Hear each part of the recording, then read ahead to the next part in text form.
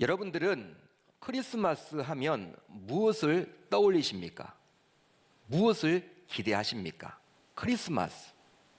목사님, 금년도에는 크리스마스가 어디 있습니까? 연말 분위기도 나지 않고 코로나가 이렇게 확산되어서 크리스마스 뭐 할지도 잘 모르겠습니다.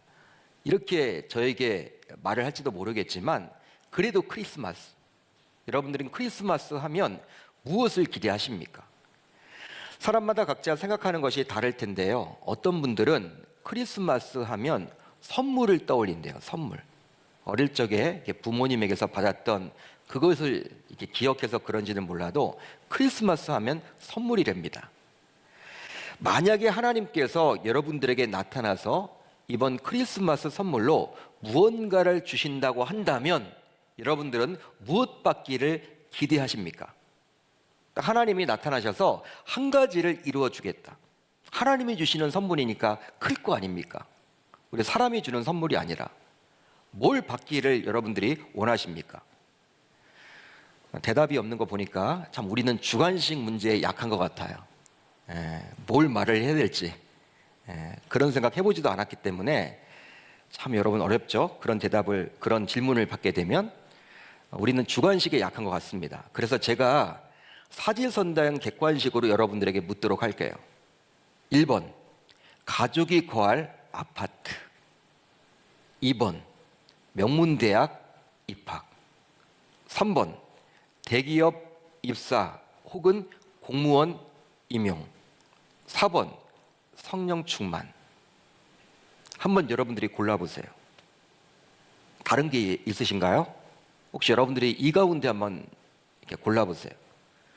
아마도 광명의 재개발과 재건축으로 인해 이사를 해야만 하는 가정이 있다면 가족들과 지금 거처를 마련해야 하기 때문에 가족들이 함께 살 아파트 1번이라고 고르실 것 같아요. 또 내년에 대학 입학을 해야만 하는 학생이라면 2번 명문대학 입학이라도 고르겠죠. 한편 이제 대학을 졸업했습니다. 청년 실업이 지금 장난이 아니죠. 실업이 지금 심해서 대학을 졸업해도 직장 구하기가 힘들잖아요. 그렇기 때문에 이 청년이라면, 직장을 구하는 청년이라면 3번 대기업 입사 혹은 공무원 임용을 선물로 받고 싶을 겁니다. 어쩌면 여러분들은 믿음이 좋기 때문에 4번이라고 이야기할지도 모르겠어요. 4번. 눈치를 보면서 4번입니다 라고 말할지도 모르겠습니다. 성령 충만. 그렇지만 그렇게 많지는 않을 것 같습니다. 물론 신자인 우리들은요 4번, 즉 성령 충만을 선택해야 함을 잘 알아요. 왜냐하면 성령 충만하게 되면요 신자로서 1번, 2번, 3번이 이루어지지 않더라도 행복하게 살 수 있기 때문에 4번이 중요함을 잘 압니다. 그러나 실제로 성령 충만은 눈에 보이는 다른 것들의 우선순위가 곧잘 밀리곤 한다는 거예요. 그런데 이런 우리의 선택을 모를 리가 없는 하나님께서는요 바울 사도를 통해서 여러분들에게 이렇게 권면해 줍니다. 우리의 상황을 잘 아시잖아요. 하나님은 모를 리가 없는 그분께서 이렇게 말씀하세요. 오직 성령으로 충만함을 받으라. 그렇다면 왜 바울은 성령 충만을 강조하고 있는 것일까요? 왜 강조를 할까요? 바로 성령 충만하지 않으면 아무리 구원받은 신자라고 하지만 하나님의 자녀라고 하지만 하나님을 놓치고 살아가기 쉽기 때문이죠. 하나님을 놓치고 살아간단 말이에요.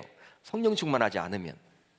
쉽게 말하면 하나님의 자녀이면서도 구원받은 하나님의 백성이면서도 성령 충만하지 않으면 여전히 세상의 가치관으로 살아간단 말이죠.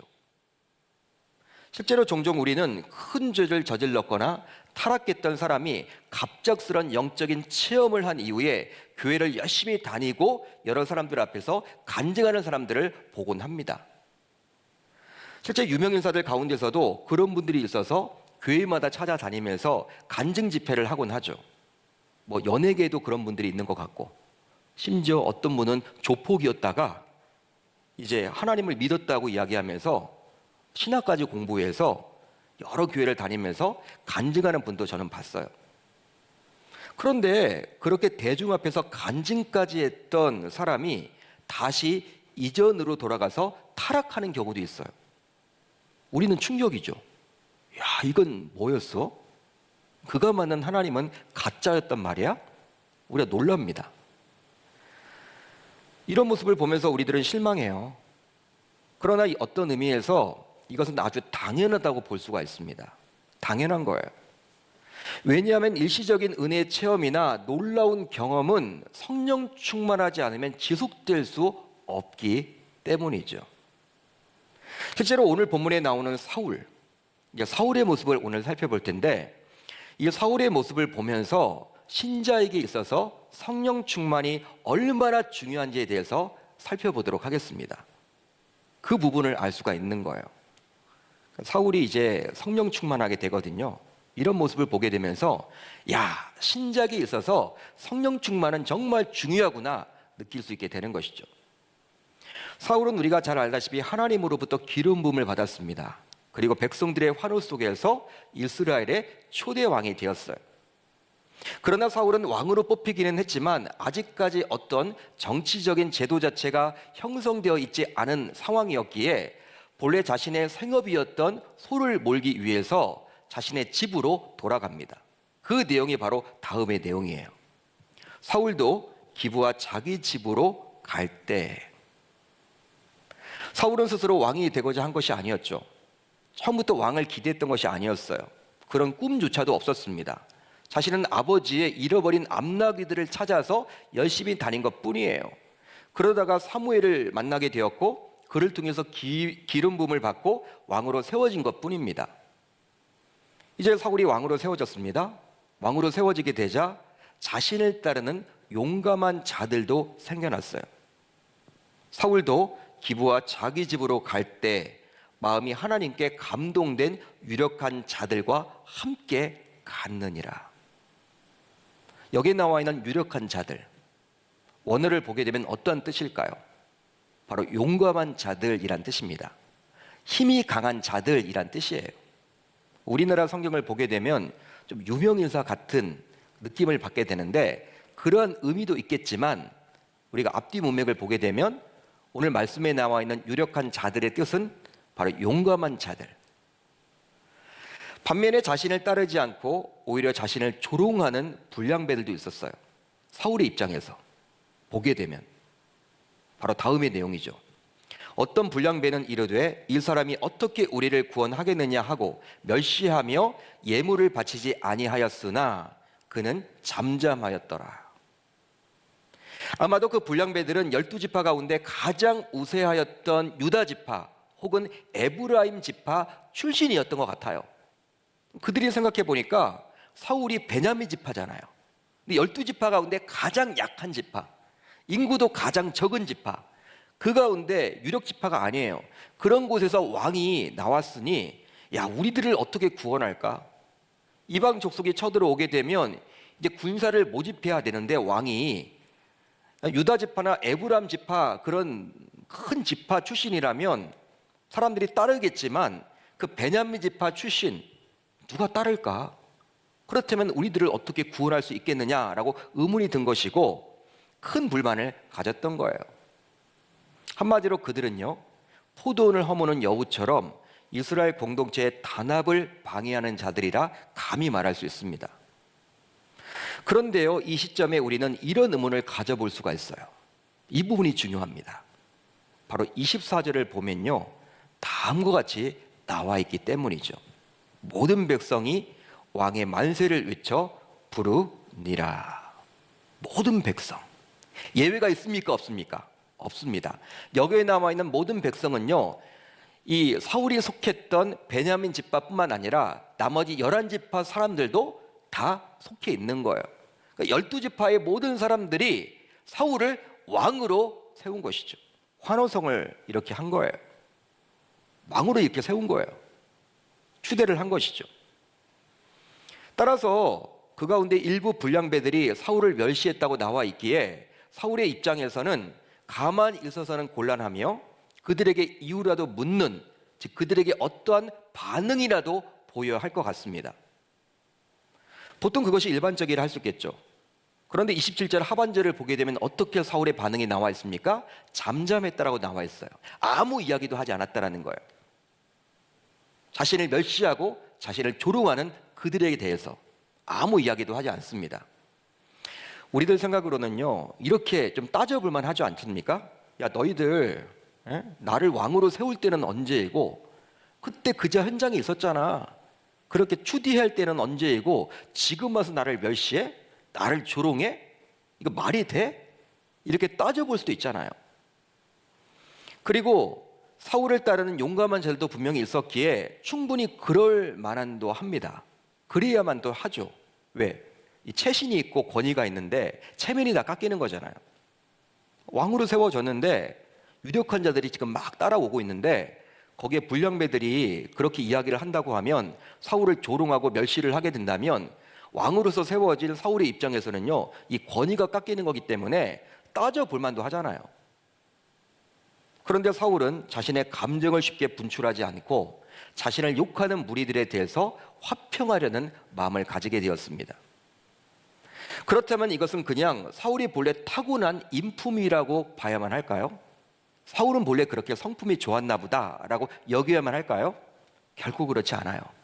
결코 그렇지 않습니다. 사무엘상 16장 이후를 보게 되면 사울은 하나님의 신이 떠난 이후에 악신이 들어서 쉽게 흥분하고 번뇌하게 되었죠.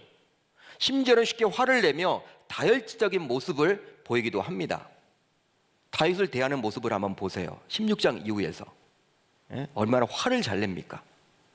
다혈질적입니까? 분노가 있잖아요, 사울의 마음속에.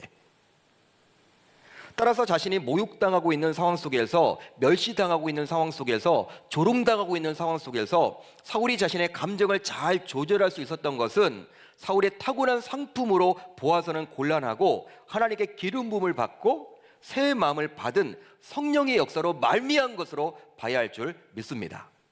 성령의 역사라는 거예요.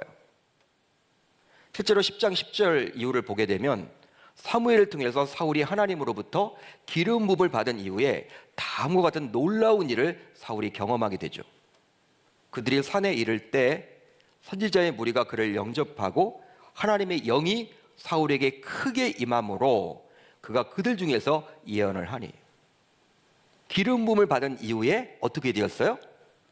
성령이 임하게 되었다라는 거예요. 그렇습니다. 사울은 하나님의 영, 즉 성령이 임하고 난 이후에 완전히 180도 달라졌어요. 사람이 달라졌습니다. 변화가 되었습니다. 10장을 쭉 읽어 내려가시면요, 성령이 임하고 난 다음에 사울에게는 눈에 보이는 어떤 행동의 변화가 나타납니다. 눈에 보이는 어떤 행동의 변화가 나타나고요, 또 눈에 보이지 않는 어떤 내면의 변화가 나타나요. 그 내용이 쭉 기록이 되어 있습니다. 성령의 역사가 이렇게 큼을 저와 여러분들에게 보여주는 거예요. 우선 눈에 보이는 변화로는 전혀 영적이지 않았던 자기 열심으로 살았던 사울이 이제 선지자들과 함께 예언을 하게 되었죠. 하나님의 영이 사울에게 크게 임함으로 그가 그들 중에서 예언을 하니, 예언은 미래에 일어날 일을 미리 내다보는 거예요. 아무나 할 수 있는 게 아니죠. 하고 싶다고 해서 주어지는 게 아니에요. 그런데 전혀 영적인 것과 관련이 없던 사울이 예언을 하게 되었다는 것은 눈에 보이는 성령의 역사임에 틀림이 없는 거예요. 그러기에 성령의 역사입니다. 눈에 보이는 거죠. 그뿐만 아니라 사울은 이제 예언하기를 마치자 산당에 자발적으로 올라갑니다. 잘 보세요. 사울이 예언하기를 마치고 어디로 가니라? 산당으로 가니라. 당시 산당은 하나님께 제사를 드렸던 곳입니다. 한마디로 산당에서 하나님 앞에 예배를 드렸어요. 영적인 것에 전혀 관심이 없었으며 오로지 자신의 열심만으로 살았던 사울이었지만 성령이 임하게 되자 이제 영적인 것에 관심을 갖게 되었음을 보여주는 거예요. 심지어 사울은 기름 부음을 받고 사무엘을 떠난 이후에 나엘의 묘실 곁에서 두 사람을 통해서 어떤 이야기를 듣게 됩니까? 아버지 잃어버렸던 암나귀들을 찾았다. 그런데 문제가 있다. 아버지가 아들인 너의 행방을 몰라서 지금 근심하고 있다. 그 이야기를 두 사람을 통해서 사울은 이미 들어서 알고 있어요. 그렇다면 이런 생각을 해봅시다. 사울이 아비의 잃어버린 암나귀들을 왜 찾아다녔던 것일까요? 왜 열심히 찾아다녔습니까? 사울이 바로 아버지를 기쁘게 하기 위해서, 인간적인 아버지를 기쁘시게 하기 위함이었어요. 효자였습니다. 사울은. 보통 자녀들 같으면 잃어버린 암나귀들을 찾아와라 라고 하면 아버지가 어디 가서 찾아요? 찾을 수 없어요. 그렇게 반항할지도 모르겠어요. 사울은 군말하지 않죠. 아버지가 찾아오라고 이야기하니까 찾으러 갑니다. 아버지를 사랑했어요. 효자였습니다. 그런데 이제 나일의 묘실곁에서 두 사람을 통해서 아버지가 지금 너로 인해서 근심하고 있다, 너의 행방을 몰라서 근심하고 있다, 이런 이야기를 이미 들어서 알고 있단 말이에요. 그러니까 예언하기를 마치면 어디로 돌아가야 합니까? 우리가 생각하기로는 집으로 돌아가야겠죠. 자신의 집으로. 왜? 아버지가 찾고 있으니까. 그렇지만 사울은 바로 아버지께로 돌아가지 않고 오늘 말씀을 보게 되면 오히려 하나님을 만나고자 예배를 드리러 산당에 가게 되었습니다. 따라서 하나님의 영인 성령이 임하게 되면 사울과 같이 일상생활에서도 어떤 눈에 보이는 변화가 생기는 거예요. 한마디로 우선 영적인 것에 관심을 갖게 됩니다. 성령 충만하게 되면요, 성령이 임하게 되면요, 영적인 것에 관심을 갖게 돼요. 그러게 성령이 임하게 되면 교회에 나오는 것이 그리 즐거울 수가 없습니다. 요즘은 교회 나오고 싶어도 나오지 못하지만 코로나가 생기기 전 우리의 모습을 한번 떠올려 보세요. 누가 나오라고 해서 억지로 끌려 나오는 것이 아니라 교회에서 예배를 드리는 것이 너무나 좋고, 동역자들과 함께 봉사하고 합심하여 기도하는 것이 너무 좋아져요. 성령이 임하게 되면 세상 모임보다도 교회 사랑방이 좋습니다. 바로 누가 시키지도 않았는데 성령이 임하게 되자 산당에 올라가서 하나님을 찾았던 사울처럼 말이죠. 그러기에 신앙생활을 하는 우리들도 과연 영적인 것에 관심을 가지고 있는지, 그리고 삶에 있어서 영적인 것이 우선순위에서 밀리고 있지는 않은지를 잘 살펴보므로 현재 자신의 영적 상태를 보다 객관적으로 면밀하게 볼 수 있게 되리라 믿습니다. 또한 교회에 나오는 것이 즐거운지, 마지못해서 주일에만 의무감에서 나오고 있지 않은지, 또 교회에서 성도들과 함께 보내는 시간이 좋은지 여부를 누구보다도 자기 자신이 잘 알기에 자신의 신앙을 스스로 이 시간 점검해 볼 수 있어야 할 줄 우리 주님의 이름으로 축원합니다. 아멘. 축원합니다. 아멘. 이렇게 요단강이 있잖아요. 요단강이 쭉 내려오잖아요. 그래서 요단 동편이 있고 요단 서편이라고 이야기를 하잖아요. 근데 요단 동편 그쪽에 므낫세 반지파가 있었습니다. 그리고 요단 서편에 나머지 지파들이 다 영토로 살았어요. 그렇기 때문에 지금처럼 교통과 통신이 발달하지 않았던 당시였기 때문에 이 강이 있기 때문에 자주 이렇게 다닐 수가 없었어요. 길르앗 야베스 같은 이스라엘 백성임에도 불구하고 다른 지파들과 유대적인 관계를 제대로 맺을 수가 없었습니다. 왜? 이 강이 있기 때문에. 그리고 이스라엘은 당시 중앙 집권 체제가 아니라 지파별 체제로 유지되었기에 야베스 사람들은 다른 지파들의 도움을 얻을 수 있을지 확신을 갖기가 어려웠어요. 심지어는 요단 서편에 있던 나머지 지파 사람들은요, 강성한 블레셋의 지금 침입을 대비해야만 했습니다. 이런 모든 사실들을 나아스는 이미 정보를 얻어서 알고 있었기 때문에 이스라엘의 다른 지파 사람들이 야베스 사람들을 절대로 도울 수 없다라고 판단을 했고, 그러기에 야베스 장로들의 요청을 선뜻 수락한 거예요. 그럴 리가 없다. 7일 동안 너희들이 아무리 다녀봐도 너희들 도와줄 족속은 아무도 없을 거야. 지파들은 아무도 없을 거야. 자신만만했던 거예요. 이렇게 해서 야베스 사람들은 온 이스라엘의 도움을 요청하게 됩니다. 결국 이런 소식을 자신의 고향에서 소를 몰던 사울도 듣게 되었어요. 드디어 사울이 등장을 합니다. 소를 몰던 사울이 듣게 되었어요. 사울은 야베스의 이야기를 듣자마자 하나님의 영에게 크게 감동을 받게 되었는데요. 그 내용이 바로 6절입니다. 우리 같이 읽습니다. 시작. 사울이 이 말을 들을 때에 하나님의 영에게 크게 감동되매 그의 노가 크게 일어나. 사울에게 다시금 성령의 강력한 역사가 임하게 된 거예요. 이미 10장에서 기름 부음을 받은 이후에 11장에서 다시 한번 사울에게 성령이 임하게 된 것입니다. 10장에도 기록이 되어 있고 11장에도 기록이 되어 있어요. 다시금 11장에서 하나님의 영이 사울에게 크게 임했다라고 성경은 말해주고 있습니다. 그렇다면 왜 11장에서 다시금 하나님의 영이 사울에게 임하게 된 것일까요? 그 이유는 과연 뭘까요? 10장에 한번 나왔는데 하나님의 영이 임했으면 그것이 쭉 가는 것이지 왜 11장에 다시금 그것이 기록되어 있을까? 바로 왕으로서 드디어 사울은 자신의 동족인 야베스 백성들을 암몬으로부터 구원해야만 했기 때문입니다. 즉 왕으로서 본격적으로 나서야 할 때가 되었던 거예요. 왕의 역할은 무엇입니까, 여러분? 왕의 역할은 뭐예요? 자신의 백성들을 구원할 그러한 역할이죠. 구원시켜야만 하겠죠. 자신의 백성들이 어떤 외적에 의해서, 이방인들에 의해서 위기를 당하게 되었을 때 왕이 여러분 나서서 자신의 백성들을 구원해야만 했습니다. 그때가 된 거예요. 지금 길르앗 야베스, 사울 왕의 입장에서는 자신의 백성입니다.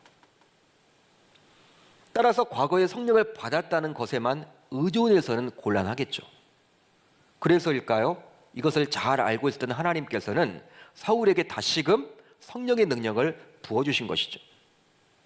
그러기에 하나님의 일을 감당하기 위해서는 어느 누구를 막론하고 성령 충만의 함을 저와 여러분들에게 가르쳐 줍니다. 하나님의 일, 특별히 구원 역사에 있어서는 성령 충만히 하는 거예요.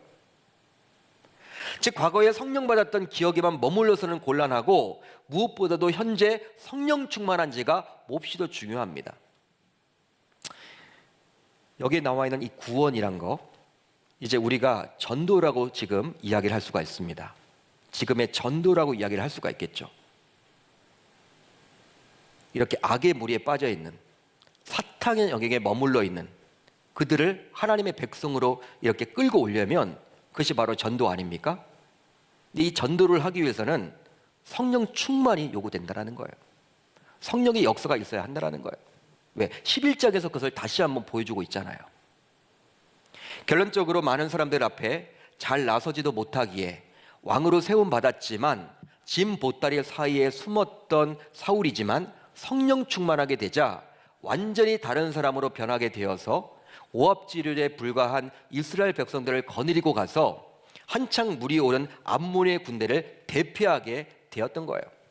대파하게 되었던 거예요. 즉 사울이 성령 충만했기에 가능했던 일입니다. 이제 말씀을 정리하겠습니다. 사랑하는 성도 여러분, 오늘날 강단에서 성령 충만 이야기를 하게 되면요, 성도들은 진부한 메시지로 그냥 여기곤 해요. 하도 많이 들어서 신앙생활을 어느 정도 했던 분들은요, 목사님들을 통해서 성령 충만에 대해서 너무나 많은 이야기를 들었어요. 설교를 들어왔습니다. 진부한 이야기로 취급해요. 한마디로 너무나도 잘 안다라는 것이죠. 그래서일까요? 성령 충만하기 위한 어떠한 노력조차도 기울이지 않습니다. 즉 성령 충만하기 위한 어떠한 시간적인 투자도 하지 않아요. 우리가 하나님의 자녀가 되는 것은요, 우리가 구원받는 그 사역은요, 우리의 노력으로 하는 게 아니죠. 하나님의 전적인 은혜요 선물로 우리가 구원을 받습니다. 그렇게 되면 우리의 마음속에 성령 하나님이 내주하게 되는 거예요. 그런데 성령 충만하게 되는 것은요, 또 다른 이야기예요. 성령 충만하게 되려면 이미 내 마음속에 있는 이 성령이 작동되는 거 아닙니까? 그러려면 우리의 노력이 필요하다는 거예요. 근데 우리들은 바쁘다라는 이유로 세상의 일은 다 하면서도 이 성령 충만하기 위한 뭔가 노력은 전혀 하질 않아요. 그러면서도 하나님의 일을 하기를 원하고 또 세상에서도 하나님의 뜻대로 살기를 원한다라는 이런 모순적인 그러한 행동을 할 때가 많이 있다는 것이죠. 쉽게 말하면 눈에 보이는 세상의 것에 항상 순위가 밀리는 게 사실입니다. 그러면서 이미 구원의 확신은 가지고 있기에 그것에 만족하며 직분만을 의지하거나 예전에 경험했던 영적인 체험만을 강조하곤 합니다. 예전에 사로잡히는 분들이 많이 있어요. 하나님이 그 당시 은혜를 베풀어 주셔서 살려주셨다. 큰 사고를 경험했지만 하나님께서 전적인 은혜를 베풀어 주셔서 나는 지금 살아있다. 물론 그런 간증을 갖는 것은 좋은데 그것에만 머물러 있어서는 안 되는데 거기서 헤어나지 못하고 지금 현재는 성령 충만하지 못하고 이렇게 살아가는 분들도 있다라는 거예요. 그렇지만 사무엘상 10장에서 사울이 성령의 임재를 받았지만 11장에서 중요한 일, 즉 암몬으로부터 동족인 야베스 백성들을 구원하기 전에 다시 한번 성령의 임재를 경험한 것을 우리들에게 보여주므로 지금 현재 성령 충만의 함을 강조해주고 있습니다. 즉 신자에게 있어서 성령 충만이 가장 중요하다는 거예요. 이것이 믿어지시면 아멘, 동의가 되시면 아멘. 스가랴 4장 6절을 보세요. 이런 말이 나와 있어요. 제가 읽어드립니다. 만군의 여호와께서 말씀하시되, 하나님의 말씀이에요. 이는 힘으로 되지 아니하며 능력으로 되지 아니하고 오직 나의 영으로 되느니라. 아멘.